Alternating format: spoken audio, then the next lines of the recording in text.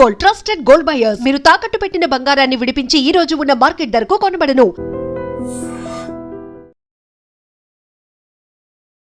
Welcome to news and నిజాలు. నా పేరు లుంబిని.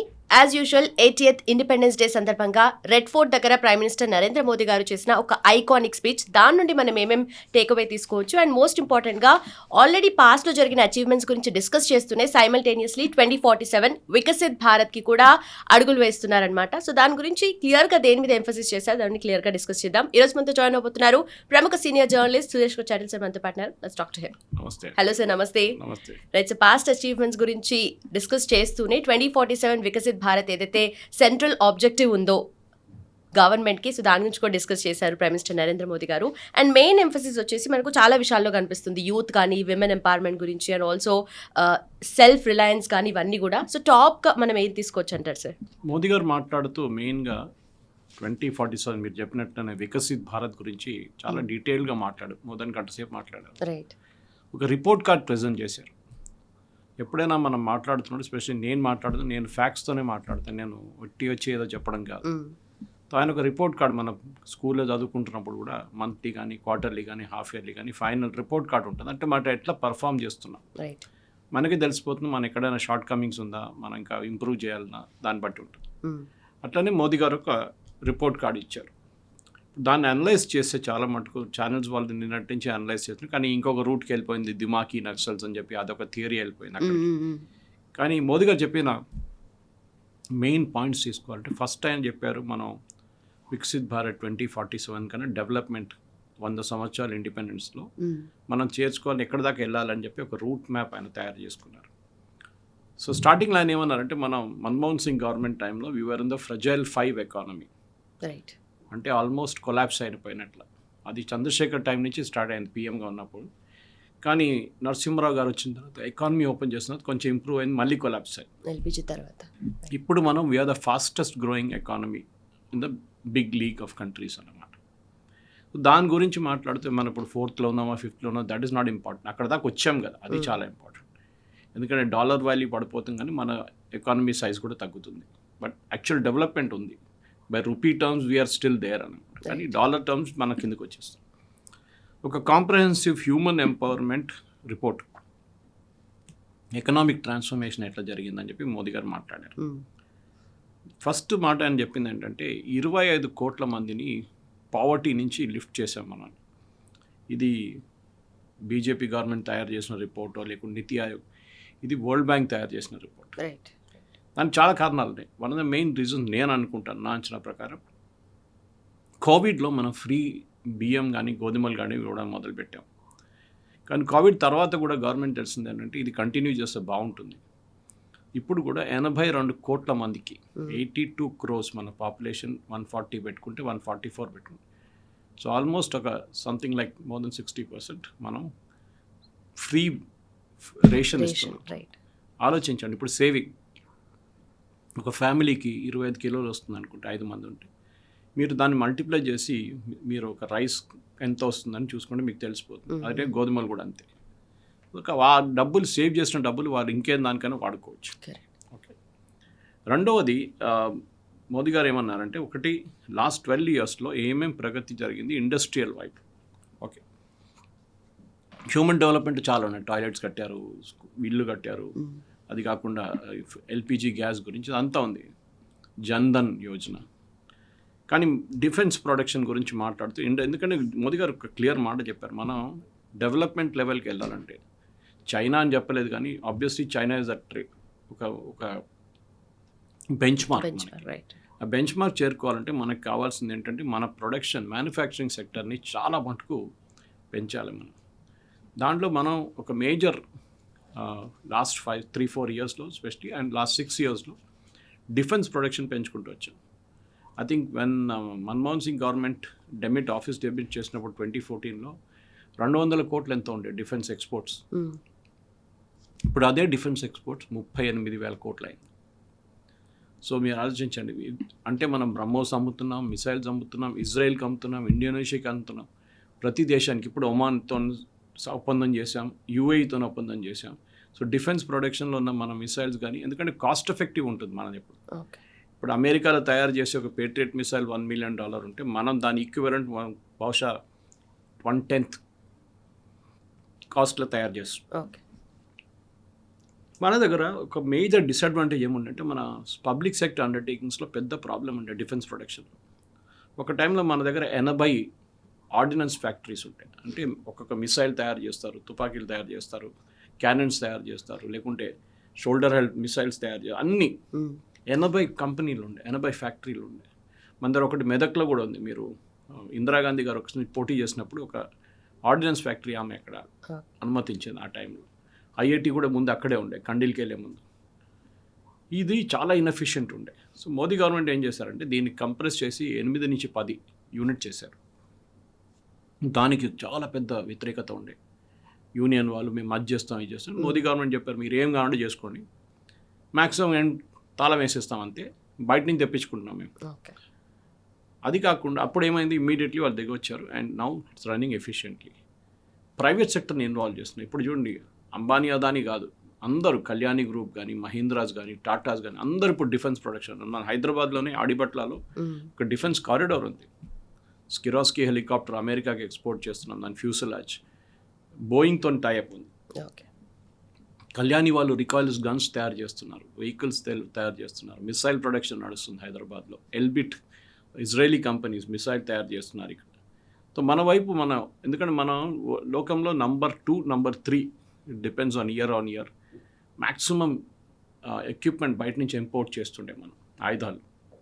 ఇప్పుడు మనం దాన్ని తగ్గించడానికి ట్రై చేస్తున్నాం. సౌదీ అరేబియా ఇస్ నంబర్ 1, మనం నంబర్ 2. దాన్ని తగ్గించి మనం అట్లీస్ట్ మినిమం 60 to 70% నుంచి 80% దాకా కూడా మనం లోకల్గా ప్రొడ్యూస్ చేయబోతున్నాం. ఈవెన్ రఫైల్ తీసుకోండి, 114 రఫైల్ కొంటున్నాం మనం. దాని కాంట్రాక్ట్ సైన్ అయిపోతుంది నెక్స్ట్ 2-3 monthsలో. దాంట్లో చాలా మటుకు ఫస్ట్ ఇనీషియల్ బ్యాచ్ కాకుండా మిగతా అంతా భారతదేశంలో తయారవుతుంది. అండ్ 2 టెక్నాలజీ ట్రాన్స్ఫర్, ఏదో స్క్రూ డ్రైవర్ టెక్నాలజీ కాదు, అక్కడి నుంచి తీసుకొచ్చి ఇక్కడ అసెంబుల్ చేయడం కాదు, కంప్లీట్ టెక్నాలజీ ట్రాన్స్ఫర్ ఉంటుందన్నమాట. అది కాకుండా మనం చూస్తే khadi and village industries production 5% పెరిగింది.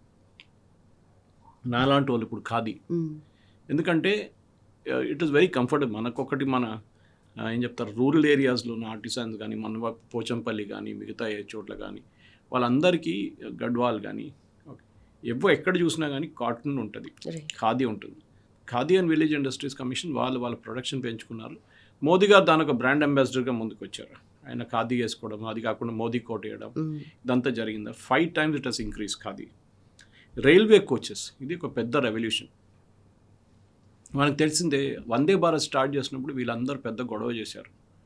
దీంట్లో ఎవరు వెళ్తారు, 2,000 రూపాయల టికెట్, 3,000 రూపాయల టికెట్లు ఎవరు వెళ్ళరు అని చెప్పి. ఇప్పుడు మీకు వందే భారత్లో ఒక టికెట్ దొరకదు నార్మల్ డేస్లో కూడా. ఓకే, ఈవెన్ ఎగ్జిక్యూటివ్ క్లాస్లో దొరకదు మీకు. దానికి కారణాలు చాలా ఉన్నాయి. ఒకటి కంఫర్ట్ ఫ్యాక్టర్. ఇక్కడ నుంచి విజయవాడ మీరు 3 గంటలకు ట్రావెల్ చేయగలిగితే ఇంకేం కావాలి. మీ ఫ్యూయల్ ఎఫిషియన్సీ, ఫ్యూయల్ ఖర్చు చేయక్కర్లేదు, మీరు కార్లో వెళ్ళక్కర్లేదు, మీకు ఆ స్ట్రెస్ ఉండదు.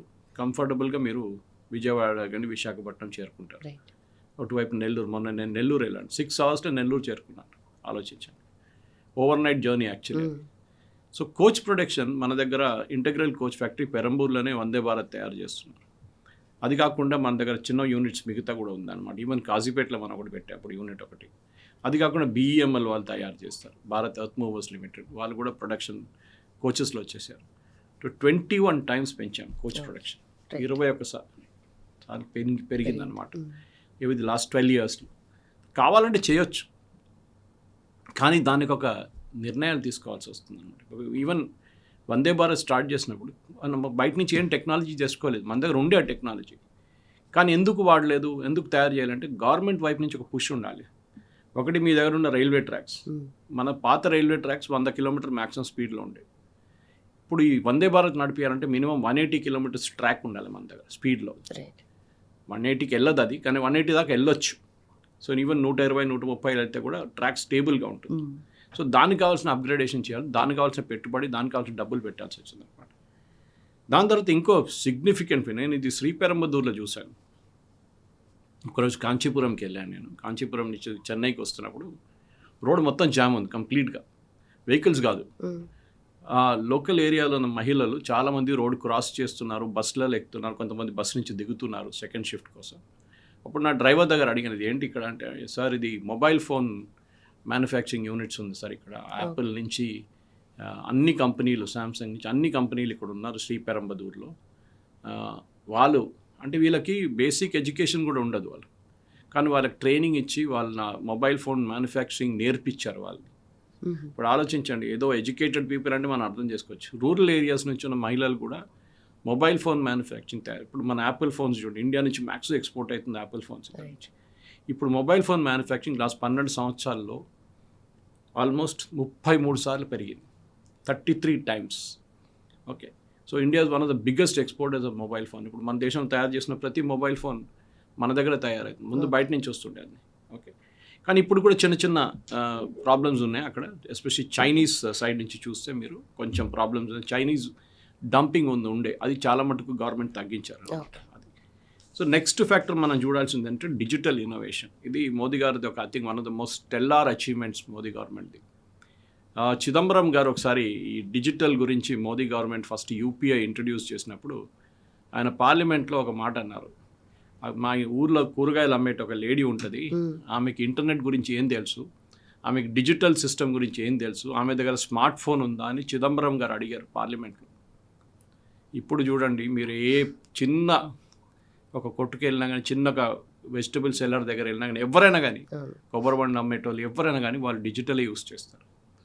క్యాష్ అనేది కాన్సెప్ట్ పోయింది చాలా మటుకు. మనం పర్సు కూడా ఎక్కడ ఉందో మనకు తెలియదు, కానీ మొబైల్ ఫోన్ ఉంటుంది మన దగ్గర. ఇది మోదీ గవర్నమెంట్ తీసుకొచ్చిన అన్నిటికంటే పెద్ద ఒక innovation, digital payments. Today India is the largest digital ecosystem అనమాట వరల్డ్లో. ఓకే, ఇంటర్నెట్ కన్స్యూమర్స్ మన దగ్గర ఆల్రెడీ ఇంటర్నెట్ కన్స్యూమర్స్ చాలా మటుకు పెరిగారు, కానీ లాస్ట్ 12 ఇయర్స్లో 4 సార్లు పెరిగారు. అండ్ ఆల్మోస్ట్ ఎవ్రీ కన్స్యూమర్ దగ్గర ఇప్పుడు ఒక మొబైల్ ఫోన్ ఉంది, ఇంటర్నెట్ కనెక్టివిటీ ఉంది. ఎస్పెషల్లీ జియో వచ్చిన తర్వాత వాళ్ళు ఆల్మోస్ట్ ఫ్రీ చేశారు ఫస్ట్, దాని తర్వాత పేమెంట్స్ స్టార్ట్ చేశారు, కానీ ఇంటర్నెట్ పెనెట్రేషన్ పెరిగింది చాలా మటుకు. అది కాకుండా పేటెంట్ గ్రాంట్స్. ఈ పేటెంట్ అనేది మనం ఒక ప్రోడక్ట్ డెవలప్ చేస్తున్నప్పుడు దానికి ఒక ప్రాసెస్ ఉంటుంది, దాన్ని రిజిస్టర్ చేయడానికి డబ్బులు పడుతుంది. ఇంటర్నేషనల్ లెవెల్లో మనం పేమెంట్ చేయాలి పేటెంట్ కోసం, అంటే ఇంకెవరు అది తయారు చేయలేరు అట్లా. అది డ్రగ్స్ అండ్ ఫార్మస్యూటికల్స్ ఉండొచ్చు, ఎలక్ట్రానిక్ ప్రోడక్ట్స్ ఉండొచ్చు, సైంటిఫిక్ ఇన్నోవేషన్స్ ఉండొచ్చు, ఏదైనా మ్యానుఫ్యాక్చరింగ్ ప్రాసెస్ ఉండొచ్చు. గవర్నమెంట్ ఇప్పుడు ఏం చేస్తుందంటే గ్రాంట్ ఇస్తున్నారు. ఓకే, మీరు పేటెంట్ ఉందా, మీరు తయారు చేస్తారా, okay you apply for it, we will give you a grant. Okay, so that more patents file. మనకన్నా ఎక్కువ 100 సార్లు ఎక్కువ చైనీస్ దగ్గర పేటెంట్స్ ఉన్నాయి, మనం చేయలేకపోతున్నాం ఇప్పుడు దాకా. So last 2 to 3 years we have jumped patent అప్లికేషన్స్లో అనమాట. డిజిటల్ ఇన్ఫ్రాస్ట్రక్చర్, డిజిటల్ ట్రాన్సాక్షన్ మనం ఇప్పుడు చెప్పాను చూడండి, 100% పెరిగింది. 100 times, నాట్ 100%, 100% కాదు, 100 times పెరిగింది అనమాట. ట్యాప్ వాటర్ ఇప్పుడు మన హర్ ఘర్ జల్ మిషన్ ఉంది, జల్ జీవన్ మిషన్ కింద ప్రతి ఇంటికి నీళ్ళు. మీరు ఇప్పుడు అది ఆ సైట్కి లాగిన్ చేస్తే ఇవాళ హైదరాబాద్లో ఎంత నీళ్ళు సప్లై అయింది, నల్గొండలో ఎంత నీళ్ళు సప్లై అయింది, ఎందుకంటే అది ఫ్లోరోసిస్ ఏరియా, అది ఎంత నీళ్ళు, ఎన్ని ట్యాప్లో ఎన్ని నీళ్ళు వెళ్ళిందని మీకు డేటా, లైవ్ డేటా వస్తుంది. గవర్నమెంట్ ప్రతి ఊరికి దాకా నీళ్ళు తీసుకెళ్ళడానికి ఉన్న ప్రొవిజన్ చేశారు జల్ జీవన్ మిషన్ కింద. ఎల్పిజి కనెక్షన్స్ 16 times పెరిగింది, 6 times పెరిగింది. ట్యాప్ వాటర్ ఇప్పుడు 15 times పెరిగింది. టాయిలెట్స్, మోదీ గారు టాయిలెట్స్ ఇంట్రడ్యూస్ చేసినప్పుడు చాలామంది నవ్వారు, ఏంటి ఇది టాయిలెట్స్ ఏంటి, ఇది ఇంత ప్రయారిటీ అని అడిగారు. మనకి అర్బన్ ఏరియాలో మనకి టాయిలెట్స్ పెద్ద ప్రాబ్లం కాదు, we take it for granted. కానీ రూరల్ ఏరియా ఉన్న మహిళలకు చాలా పెద్ద ప్రాబ్లం. ఓకే, వాళ్ళ ఇంట్లో టాయిలెట్ ఉంటుంది, వాళ్ళు బయటికి వెళ్తారు, పొద్దున ఏదైనా వైల్డ్ అనిమల్ అటాక్ జరగవచ్చు, ఆ టైంలో చాలా మటుకు ప్రాబ్లమ్స్ ఉండే వాళ్ళకి. ఇప్పుడు వాళ్ళ ఇంట్లోనే టాయిలెట్ తయారు చేస్తున్నారు, వాళ్ళకి ఒక ఎంపవర్మెంట్ లాగా అయిపోయింది మహిళలకి. పక్కా హౌసెస్ ఇప్పుడు మన దగ్గర 2 bedroom అంటారు, దాంట్లో చాలా మటుకు సెంట్రల్ గవర్నమెంట్ ఫండింగ్ ఉంది, ప్రధాన మంత్రి ఆవాస్ యోజన కింద. అక్కడ కూడా మీరు చూడండి 3 times ఫాస్టర్గా నడుస్తుంది అనమాట పని.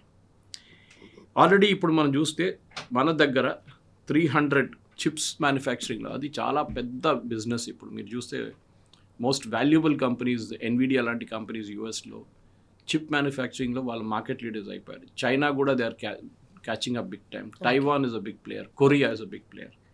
మనం ఎక్కడో 80s 90sలో మన ఫస్ట్ చిప్ మ్యానుఫ్యాక్చరింగ్ ప్లాంట్ పెట్టిన తర్వాత కూడా మనం ప్రోగ్రెస్ చేయలేదు.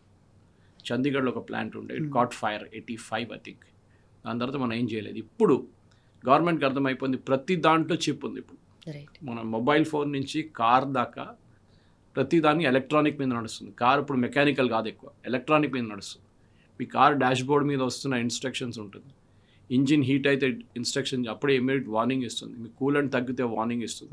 ఇప్పుడు మొత్తం ఎలక్ట్రానిక్స్. ఇది మనకు ఎప్పుడు తెలిసిందంటే కోవిడ్ టైంలో కొరియా నుంచి చిప్స్ రావడం బంద్ అయిపోయింది కార్ల కోసం కావాల్సింది. కోవిడ్ కాగానే మనకు సంవత్సరం పాటు వెయిట్ చేయాల్సి వచ్చింది కార్ కోసం. ఇప్పుడు వెయిటింగ్ లిస్ట్ ఇంత పెద్ద వెయిటింగ్ లిస్ట్ ఉండదు, కొన్ని స్పెషలైజ్డ్ మోడల్స్ కూడా వెయిటింగ్ లిస్ట్. అప్పుడు గవర్నమెంట్ తెలిసింది ఇది ప్రాబ్లం ఉండదు. అది కాకుండా ఏఐలో కూడా ఏఐ మీరు ఇంప్లిమెంట్ చేయాలంటే మీకు చాలా మటుకు కంప్యూటింగ్ పవర్ కావాలి. అమెరికన్ గవర్నమెంట్కి చాలా క్లియర్గా తెలుసు. వాళ్ళు ఏం చేశారు, చైనాకి అమ్మకూడదు అని చెప్పి రూల్ తెచ్చారు. Don't sell chips to any country including China. వాళ్ళు మాకన్నా ముందు వెళ్ళకూడదు అని చెప్పేసి, దే షుడ్ నాట్ ప్రోగ్రెస్. అదొక పెద్ద గవర్నమెంట్ పాలసీ ఉండేది. సో మనం ఏం చేస్తున్నాం, మన వైపు నుంచి we are started chip manufacturing companies. మనం టాటా వాళ్ళది ఉంది, మళ్ళీ అస్సాంలో ఉంది, గుజరాత్లో ఉంది, చాలా మటుకు స్టార్ట్ చేసాం. సో మన కన్జంప్షన్ చాలా ఎక్కువ ఉంది కాబట్టి చైనాకి తైవాన్కి ఇది బిగ్ ఛాలెంజ్ అనుకోవచ్చా సార్? మనం అక్కడి నుంచి ఇంపోర్ట్ చేసి ఎవరైనా కానీ మీకు టెక్నాలజీ ఫ్రీగా ఇవ్వరు, చిప్స్ ఇస్తారు, వాళ్ళు కంట్రోల్ చేస్తారు. మీకు 1,00,000 చిప్స్లు కావాలి ఈ ప్రాసెసింగ్ పవర్ అనగానే వాళ్ళు అంటారు 1,00,000 ఇవ్వము, మేము 50,000 ఇస్తామంట. They are controlling your growth అనమాట. అంత మీరు అంత తక్కువ కార్లే తయారు చేయొచ్చు. బైక్స్లో కూడా ఇప్పుడు చిప్స్ ఉన్నాయి. మీ బైక్ డాష్ బోర్డ్ మీద చిప్ ఉన్నాయి. It's operating on electronic. ప్రతి దాంట్లో you take anything for that matter, ఇంట్లో అన్నిట్లో చిప్స్ ఉంటుంది. ఇది పెద్దక రెవల్యూషన్ అన్నమాట మనకి నెక్స్ట్. సో మనం ముందు మొబైల్ ఫోన్ అంటున్నాం, మొబైల్ ఫోన్ నుంచి ఇప్పుడు చిన్న చిన్న ఇంట్లో యూజ్ చేసిన ప్రతి ఎలక్ట్రానిక్ పార్ట్కి చిప్స్ ఉంటుంది. మీ రెఫ్రిజిరేటర్కి ఉంది చిప్స్. సో అది కావాలంటే మనం బయట నుంచి తెప్పించుకోక్కర్లేదు, మనం we are making it invert. So ఇప్పుడు మన దగ్గర ఉన్నది we are already having 3 plants, 3 plants start చేశారు. వాళ్ళు ఎక్స్పోర్ట్ కూడా స్టార్ట్ చేశారు అన్నమాట, డొమెస్టిక్ ప్లాంట్. అది కాకుండా మనం నెక్స్ట్ అబౌట్ ఆల్మోస్ట్ 2 yearsలో 7 to 8 కొత్త ప్లాంట్స్ స్టార్ట్ చేయబోతున్నాం. మన ప్రాసెసింగ్ కెపాసిటీ బహుశా ఎన్విడియా దాకా క్యాచప్ చేయలేదు ఇన్ టర్మ్స్ ఆఫ్ స్పీడ్, కానీ మనం బేసిక్ మనకు కావాల్సిన 90% is at the low end of it, middle end. అది మనం తయారు చేసుకుంటున్నాం మన దగ్గర అనమాట. అది కాకుండా ఇంకోటి మీరు వినుంటారు, మనం ఎప్పుడు క్రిటికల్ మినరల్స్ గురించి మాట్లాడుతుంటాం. ఓకే, చైనా దాంట్లో అందరికన్నా పెద్ద లీడర్ అని చెప్పి.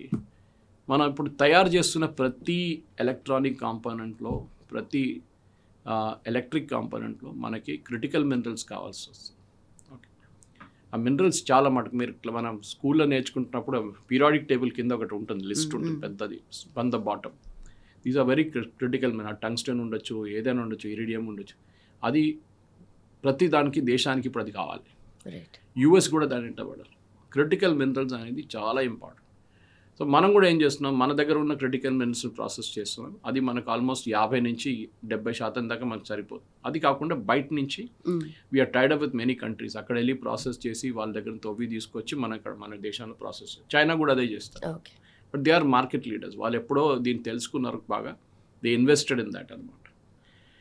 అది కాకుండా మన పవర్, మన కంట్రీలో అన్నిటికంటే మనకి ఇప్పుడు కావాల్సింది electric power. So we need electricity desperately. ఇంకా గ్రోత్ మనకి ఇప్పుడు ఒక్కొక్క వైజాగ్లో ఒక డేటా సెంటర్ పెడుతున్నారు. డేటా సెంటర్కి హ్యూజ్ అమౌంట్ ఆఫ్ పవర్ కావాలి, నీళ్ళు కావాలి, పవర్ కావాలి. అది ఒక మైక్రో సెకండ్ కూడా పవర్ పోకూడదు. ఎందుకంటే ఎన్నో కంపెనీ వాళ్ళ సర్వర్ మీ దగ్గర ఉంటుంది, వాళ్ళు దాని నుంచి పని చేస్తుంటారు, వాళ్ళు దాని నుంచి ప్రాసెసింగ్ పవర్ పుల్ చేస్తుంటారు. మీరు డౌన్ కాకూడదు అది. సో పవర్ మనకు కంటిన్యూస్ కావాలి. సో ఒకటి మన సోలార్ పవర్ వైపు చాలా మటుకు ఇన్వెస్ట్ చేస్తున్నాం. రెండవది న్యూక్లియర్ పవర్. మనకు తెలుసు కూడంకులం స్టార్ట్ చేసినప్పుడు పెద్ద ప్రొటెస్ట్ చేశారు కొంతమంది కావాలని చెప్పి, భారతదేశంలో న్యూక్లియర్ పవర్ రాకూడదని చెప్పి. కానీ అప్పుడున్న గవర్నమెంట్ మెచ్చుకోవాలి, మన్మోహన్ సింగ్ గవర్నమెంట్. వాళ్ళు అక్కడ పోలీస్ ఫైరింగ్ నడిపించారు, జయలలిత కేసెస్ ఫైల్ చేశారు, కానీ కూడంకులం బికేమ్ రియాలిటీ. ఇంకా 3 యూనిట్స్ యాడ్ చేస్తున్నారు. మన దగ్గర ఇప్పుడు ఉన్న దాని ప్రకారం ఫాస్ట్ బ్రీడర్ న్యూక్లియర్ రియాక్టర్ అంటారు. అది ఒక ఇంకో డిఫరెంట్ టెక్నాలజీ ఇది. కానీ ప్రాబ్లం ఎక్కడ వచ్చిందంటే కొత్త కంపెనీలు దాంట్లో పెట్టుబడి పెట్టట్లేదు. వాళ్ళకి భయం, రేపు ఒక న్యూక్లియర్ లీక్ అయితే ఎవరు రెస్పాన్సిబుల్, ఎవరు దానికి డ్యామేజ్ కట్టాలి. సో శాంతి యాక్ట్ అని ఒక యాక్ట్ తీసుకొచ్చారు. ఈ యాక్ట్ ప్రకారం ఇప్పుడు మన దేశంలో లయబిలిటీ డిఫైన్ చేశారు. ఎవరు లీకేజ్ జరిగితే, న్యూక్లియర్ లీకేజ్ జరగకూడదు, జరిగితే ఇప్పుడు మన భోపాల్ గ్యాస్ డిసాస్టర్ చూసాం, టెక్నికలీ జరగకూడదు కానీ జరిగింది కదా.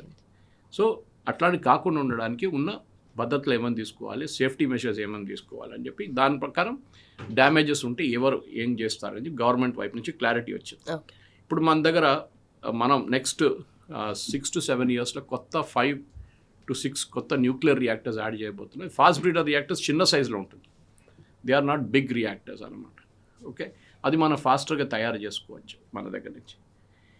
ఇంకోటి చాలా ఇంపార్టెంట్, గవర్నమెంట్కి ఏం తెలిసిందే, ఈ క్రైసిస్ వచ్చినప్పుడు, ఏది మిడిల్ ఈస్ట్ క్రైసిస్, ఇప్పుడు వార్ నడుస్తున్నప్పుడు, ఇరాన్ యుఎస్ ఇజ్రాయెల్ యుద్ధంలో స్ట్రేట్ ఆఫ్ హార్మోస్ క్లోజ్ చేసినప్పుడు మనకు కావాల్సింది క్రూడ్ ఆయిల్, ఓకే, మనకు కావాల్సింది ఫర్టిలైజర్స్ ఎరువులు, మనకు కావాల్సింది మీథేన్ గ్యాస్, మనకు కావాల్సింది హీలియం గ్యాస్, మనకు కావాల్సింది ఎల్పిజి, సిఎన్జి.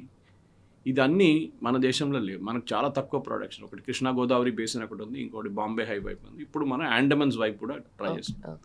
గవర్నమెంట్ ఏం చెప్పారంటే, దీనికన్నా ముందు ఎవరైనా వచ్చి మీ దగ్గర కోస్టల్ ఏరియాస్లో మేము డ్రిల్ చేస్తామంటే it is a no go area. మనకు సెక్యూరిటీ రీజన్స్ ఉన్నాయి చాలా మటుకు. సో రేపు నేను వైజాగ్ దగ్గర గోదావరి అంటే వైజాగ్ దగ్గర నుంచి ఒక 30-40 కిలోమీటర్ దూరంలో సీలో డ్రిల్ చేయాలంటే గవర్నమెంట్ అనుమతి ఇవ్వరు. ఇప్పుడు మోదీ గారు నిన్న అనౌన్స్ చేసిన దాని ప్రకారం నో గో నుంచి ఆల్ గో ఉంటుంది. ఇప్పుడు చేసుకోవచ్చు. We are one of the largest coastlines in the world అన్నమాట. మన దగ్గర ఉండొచ్చు, చెప్పలేము. మనం ఇప్పుడు దాకా యాక్టివ్ డ్రిల్లింగ్ చేయలేదు. మనం చేసాం కృష్ణా గోదావరి బేసిన్లో. బాంబే అయితే చాలా పాతది, 30-40 సంవత్సరాల నుంచి మనం డ్రిల్ చేస్తాం. కానీ మన 5% కూడా మనకు కావాల్సిన క్రూడ్ ఆయిల్ మన దేశంలో ప్రొడ్యూస్ కావట్లేదు, జస్ట్ అబౌట్ 5%. దీన్ని పెంచాలి. ఒక్క చోట దొరికితే చేంజెస్ ఎవ్రీథింగ్. ఈవెన్ గల్ఫ్లో 50 సంవత్సరాల ముందు ఏం లేకుండే, 60 సంవత్సరాల ముందు వాళ్ళకు కూడా తెలియదు ఉందని చెప్పి. వాళ్ళు అప్పుడు డ్రిల్లింగ్ స్టార్ట్ చేసినప్పుడు వాళ్ళకి తెలిసిపోయింది. అఫ్కోర్స్ అక్కడ ఒక ఫాసిల్ ఏరియా ఉండే, ఒక ఆయిల్ ఉంటుందని ప్రాస్పెక్ట్ చేసుకున్నారు. మీరు వెనిజువేలా చూడండి, అల్జీరియా చూడండి, Argentina, even countries in west Indies దగ్గర ఉన్న కంట్రీస్ వాళ్ళు కూడా డ్రిల్ చేస్తున్నారు ఇప్పుడు. కానీ ఆయిల్ అనేది ఎప్పుడు ఉండదు. Even Mohammed bin Salman, the ruler of Saudi Arabia అంటారు, 50 సంవత్సరాలు 60 సంవత్సరాలు ఆయిల్ అయిపోతుంది. దాని తర్వాత ఏం చేస్తారు? వాళ్ళకే ఇన్కమ్ లేదు, లోకమెట్లు నడుస్తుంది. సో మనం ఏం చేసాం, మన వైపు నుంచి మనం చూసాం, we converted the entire electric చేసేసాం మన ఇండియన్ రైల్వే నెట్వర్క్ మొత్తం. ఇప్పుడు మన దగ్గర డీజిల్ యూజ్ చేయట్లేదు అసలు, చాలా తక్కువ, చాలా చాలా తక్కువ. ముందు బొగ్గు ఉండే, బొగ్గు నుంచి డీజిల్కి వచ్చాం, డీజిల్ నుంచి ఎలక్ట్రిక్ అయిపోయాం.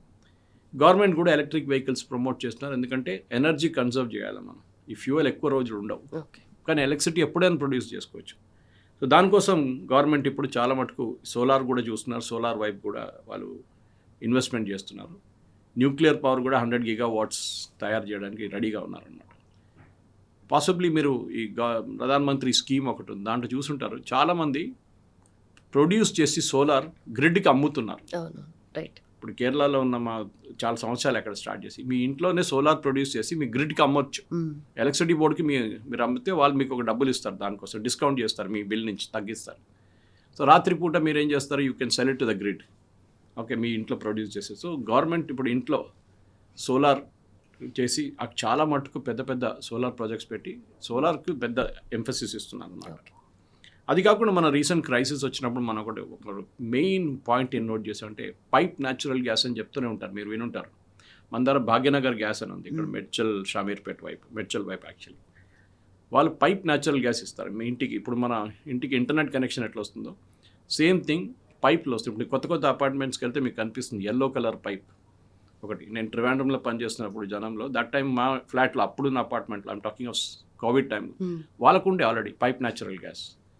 పైప్ న్యాచురల్ గ్యాస్ అడ్వాంటేజ్ మీకు సిలిండర్ ఎక్కర్లేదు, ఏ అక్కర్లేదు, ఎఫిషియన్సీ ఎక్కువ ఉంటుంది. కానీ గవర్నమెంట్ దాని మీద ఎంఫసిస్ ఎక్కువ పెట్టలేదు, ప్రైవేట్ సెక్టర్కి హ్యాండ్ ఓవర్ చేశారు. కానీ ఇప్పుడు గవర్నమెంట్ అంటున్నారు ఎల్పిజి అంటే మన ఇంటికి వచ్చే సిలిండర్లు తగ్గించేసేయాలి, 50% చేసేసి వాళ్ళందరినీ పైప్ న్యాచురల్ గ్యాస్కి షిఫ్ట్ చేయాలి. Safety wise it is good. 100% మీకు ఎప్పుడు మీకు ఆర్డర్ చేయక్కర్లేదు, ఏం అక్కర్లేదు, మీకు ఎప్పుడు ఉంటుంది. సో నెలకు ఒకసారి వచ్చి మీటర్ రీడింగ్ తీసుకుంటారు వాళ్ళు వచ్చి, అంతే, that just pay for that. ఇప్పుడు మన దగ్గర 70 సిటీలు ఉండే మోదీ గవర్నమెంట్ వచ్చినప్పుడు, అది ఇప్పుడు 700 సిటీస్కి ఎక్స్పాండ్ అయింది పైప్ న్యాచురల్ గ్యాస్. అది కాకుండా కన్జ్యూమర్స్ కూడా 1.75 crores ఎక్స్పాండ్ చేశారు. దాన్ని మినిమం ఒక 30 కోట్లు అయితే చేయాలి. మోదీ గవర్నమెంట్ ఎంత టార్గెట్ పెట్టుకున్నారో నాకు అంత క్లారిటీ లేదు, కానీ this is what he's doing అన్నమాట. అది కాకుండా మోదీ గవర్నమెంట్ ఇంకొక 6 పాయింట్ల మీద మెయిన్ మోదీ గారు మాట్లాడారు. మనం ఒక చిన్న బ్రీఫ్గా తీసుకుందాం. దీంట్లో ఫస్ట్ స్ట్రీమ్ మ్యానుఫ్యాక్చరింగ్ పవర్. నేను చెప్పాను చూడండి, మ్యానుఫ్యాక్చరింగ్ చాలా ఇంపార్టెంట్. చిన్న కాంపోనెంట్స్ నుంచి పెద్ద కాంపోనెంట్స్ దాకా మన దేశంలో అట్లీస్ట్ 20 నుంచి 30 నుంచి 40% ఎంప్లాయ్మెంట్ మ్యానుఫ్యాక్చరింగ్ సెక్టర్లో ఉండాలి. చైనా చూడండి, they are way ahead manufacturing. ఒక టైంలో 70s 80sలో చైనీస్ జీడిపి మన జీడిపి ఆల్మోస్ట్ ఈక్వల్ ఉండేది. తర్వాత మనం ఈ సోషలిస్ట్ మోడల్ కమ్యూనిస్ట్ మోడల్కి వెళ్ళిపోయినప్పుడు చైనా టేక్ ఆఫ్ చేసేసారు, మనం ఎక్కడున్నా అక్కడే ఉండిపోయారు. తర్వాత నరసింహరావు గారు వచ్చి ఎకానమీ ఓపెన్ చేసినప్పుడు కొంచెం పెరిగిందన్నమాట. సో ఇది చాలా ఇంపార్టెంట్.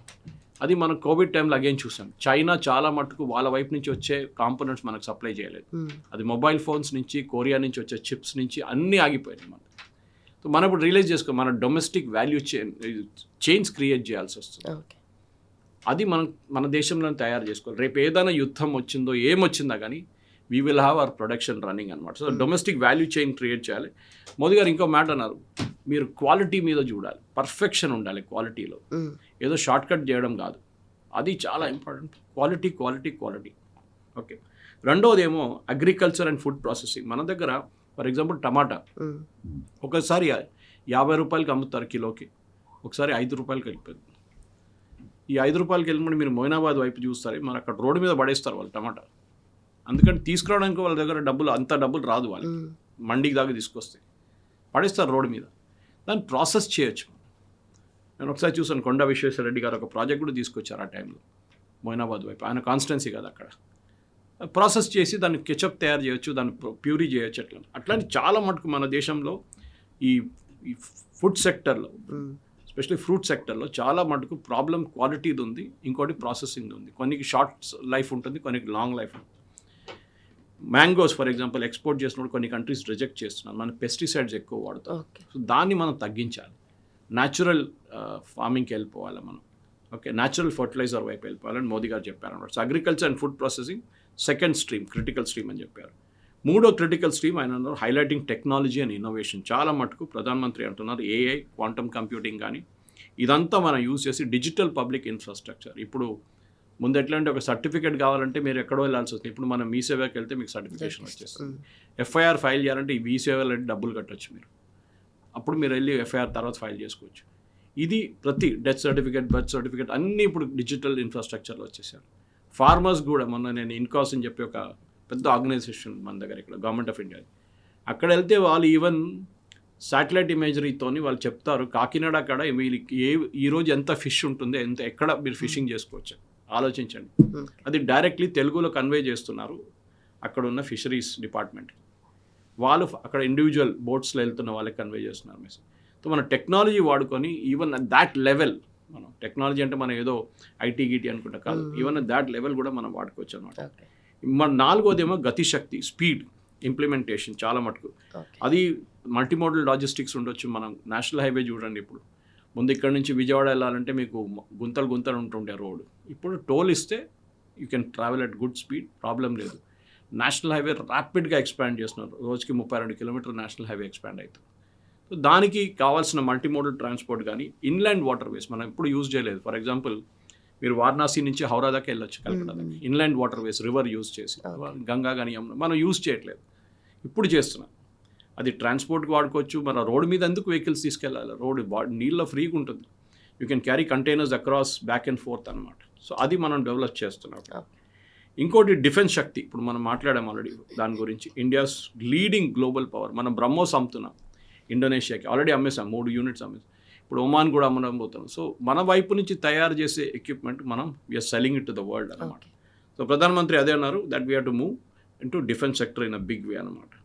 5వ పాయింట్ అని ఏమన్నారంటే ఒకటి గ్రీన్ అండ్ బ్లూ ఎకానమీ. మనం ఒక హైడ్రోజన్ ట్రైన్ ఇంట్రొడ్యూస్ చేసాం, మనం మీరు చూసుంటారు. It's demonstrating technology. అది ఏదో రేపు 100 హైడ్రోజన్ ట్రైన్ తయారు చేయడానికి కెపాసిటీ, తర్వాత పెంచుకోవచ్చు. కానీ ఫస్ట్ అది స్టేబుల్ అయిన తర్వాతనే నెక్స్ట్ లెవెల్కి వెళ్తారనమాట. సో గ్రీన్ దాని తర్వాత కోస్టల్ ఏరియాస్లో మన దగ్గర ఉన్న ఓషన్ కానీ మెరైన్ కానీ కోస్టల్ ఏరియాస్లో ఉన్న టెక్నాలజీని, దాని తర్వాత గ్లోబల్ వార్మింగ్ని అంతా మనం చూసుకోవాలని చెప్పారు. And finally the 7th one is India soft power.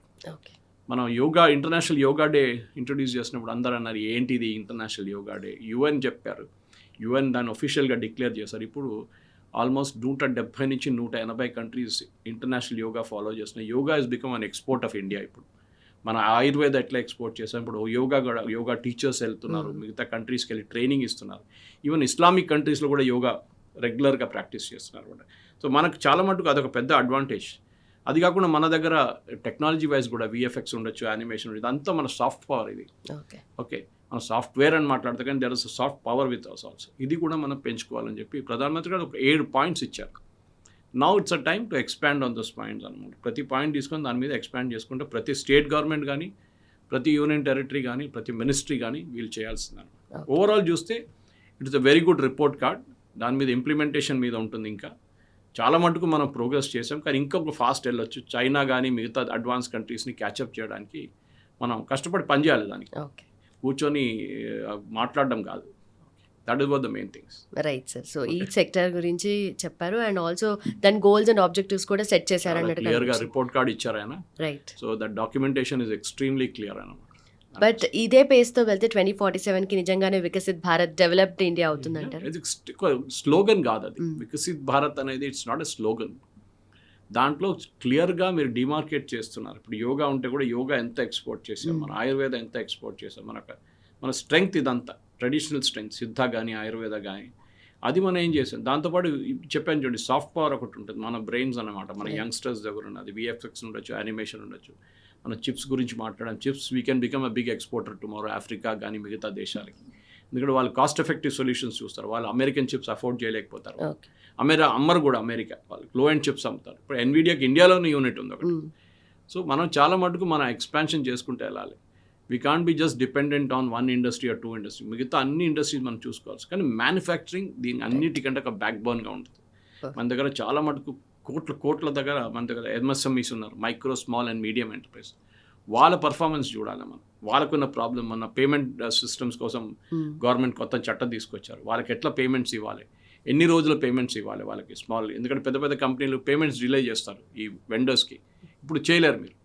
Within 45 days of delivery you have to give it as per credit. ఇవ్వకపోతే మీ మీద ఫైన్ ఉంటుంది.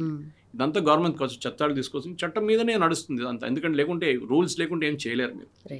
కొత్త చట్టాలతోనే శాంతి యాక్ట్ ఉండొచ్చు, గ్రీన్ రెవల్యూషన్ ఉండొచ్చు, ఏదైనా కానివ్వండి. Government has given you field. ఇప్పుడు ప్రైవేట్ సెక్టర్ దీంట్లో చాలా మటుకు ఆపరేట్ చేయాల్సి వస్తుంది. గవర్నమెంట్ వైపు నుంచి కూడా సపోర్ట్ ఉంటుంది. Right sir, thank you so much. Thank you very much.